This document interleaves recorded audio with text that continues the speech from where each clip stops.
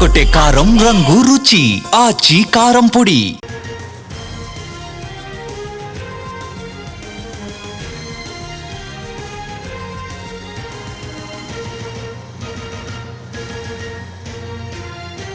నేడు రేపు బీహార్లో కేంద్ర ఎన్నికల సంఘం పర్యటించనుంది. అక్టోబర్ 6 లేదా 7న బీహార్ ఎన్నికల నోటిఫికేషన్ వచ్చే ఛాన్స్ ఉంది. 2025 నవంబర్ 22 నాటికి రద్దు కానుంది ప్రస్తుత అసెంబ్లీ.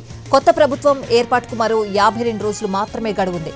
243 అసెంబ్లీ నియోజకవర్గాలకు 2 దశల్లో ఎన్నికలు జరుగుతాయి. అక్టోబర్ 31 నుంచి నవంబర్ 2 మధ్యలో తొలి దశ ఎన్నికలు జరిగే అవకాశం ఉంది. నవంబర్ 5 నుంచి 7 మధ్యలో రెండో దశ ఎన్నికలుంటాయని తెలుస్తోంది. నవంబర్ 10న ఫలితాలు ప్రకటించే అవకాశం ఉంది. బీహార్ ఎన్నికలతో పాటు దేశవ్యాప్తంగా పలు అసెంబ్లీ నియోజకవర్గాల్లో ఉప ఎన్నికలు జరిగే అవకాశం ఉంది. అంటే జూబ్లీహిల్స్ ఉప ఎన్నిక జరిగే అవకాశం లేకపోలేదు.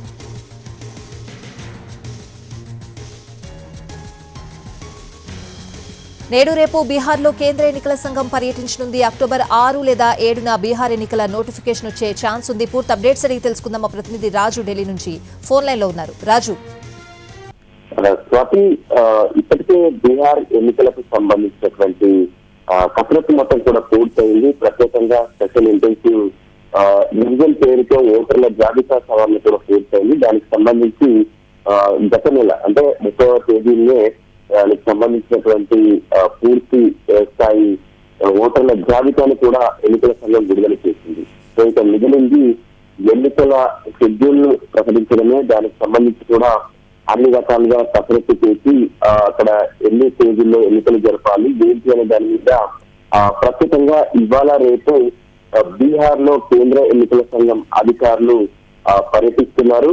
సో వాళ్ళు ఇచ్చేటటువంటి నివేదికను ఆధారంగా చేసుకొని 1-2 రోజుల్లో అంటే 6వ తేదీ లేదంటే 7వ తేదీన బీహార్ ఎన్నికలకు సంబంధించినటువంటి షెడ్యూల్ విడుదల చేస్తారు. దానికి సంబంధించినటువంటి నోటిఫికేషన్ ఎప్పటి నుంచి ఉండబోతుందనే విషయాన్ని కూడా స్పష్టం చేయబోతున్నారు. వాస్తవానికి బీహార్ లో ఉన్నటువంటి ప్రస్తుత ప్రభుత్వానికి చివరి గడువు నవంబర్ 22వ తేదీ. సో అప్పట్లోగా ఎన్నికలు పూర్తి చేయాల్సి ఉంటుంది. దానికి సంబంధించినటువంటి కసరత్తు మొత్తం కూడా ఇప్పటికే ప్రారంభమైనటువంటి నేపథ్యంలో ఇక ఎన్నికల షెడ్యూల్ ప్రకటించడమే మిగిలి ఉందని చెప్పుకోవచ్చు. సో దానికి అనుగుణంగా బీహార్ లో ఉన్నటువంటి 243 అసెంబ్లీ నియోజకవర్గాలతో పాటు దేశంలో పలు చోట్ల వివిధ కారణాల వల్ల ఖాళీ అయినటువంటి అసెంబ్లీలను కూడా ఎన్నికలు నిర్వహించే అవకాశం స్పష్టంగా కనిపిస్తుంది. అందులో భాగంగా జూబ్లీహిల్స్ తెలంగాణలో ఉన్నటువంటి హైదరాబాద్ లో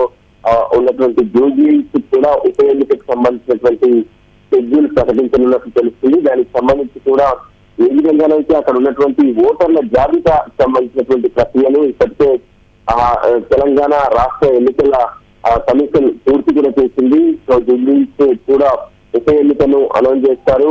మాగంటి గోపీనాథ్ గతంలో అక్కడ ఎమ్మెల్యే గెలిచారు. ఆ తర్వాత ఆయన అనారోగ్య కారణాల వల్ల మృతి చెందడంతో జూబ్లీహిల్స్ కు ఉప ఎన్నిక జరగబోతుంది.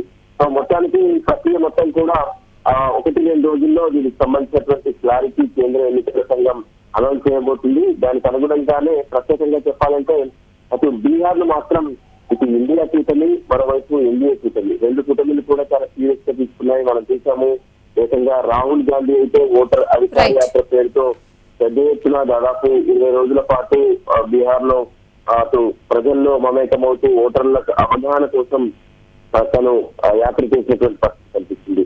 ఆ తర్వాత ఎన్డీఏ కూడా ఫోకస్ పెట్టింది. ఆ రకంగానే మిగతా ఉప ఎన్నికలు జరిగేటటువంటి జూబ్లీహిల్స్ లో కూడా ఇప్పటికే కాంగ్రెస్ తో పాటు బీఆర్ఎస్, మరోవైపు బీజేపీలు కూడా పూర్తి స్థాయిలో దృష్టి పెట్టాయి. సో ఇక ఎన్నికల షెడ్యూల్ అనౌన్స్ చేస్తే వెంటనే తమ అభ్యర్థులను ప్రకటించడం, ఆ తర్వాత ఖచ్చితంగా దీనికి సంబంధించి పోటీని గట్టిగా ఎదుర్కోవాలనే ఆలోచనతో కనిపిస్తున్నారు. ఒకవైపు అయితే ఇప్పటికే అటు బీఆర్ఎస్ పార్టీ ఉప ఎన్నికకు సంబంధించి జూబ్లీహిల్స్ ఉప ఎన్నికకు సంబంధించి మాగంటి గోపీనాథ్ సతీమణికి టికెట్ కూడా అనౌన్స్ చేశారు. సో దీనికి అనుగుణంగానే ఎన్నికల షెడ్యూల్ 6వ తేదీన కానీ 7వ తేదీన కానీ ప్రకటించే అవకాశం ఉంది. ఇప్పటికే దీనికి సంబంధించి కేంద్ర ఎన్నికల సంఘంతో పాటు రాష్ట్ర ఎన్నికల సంఘాలు కూడా పూర్తి స్థాయి కసరత్తులు చేస్తున్నాయి. Right Raju, thanks for the updates.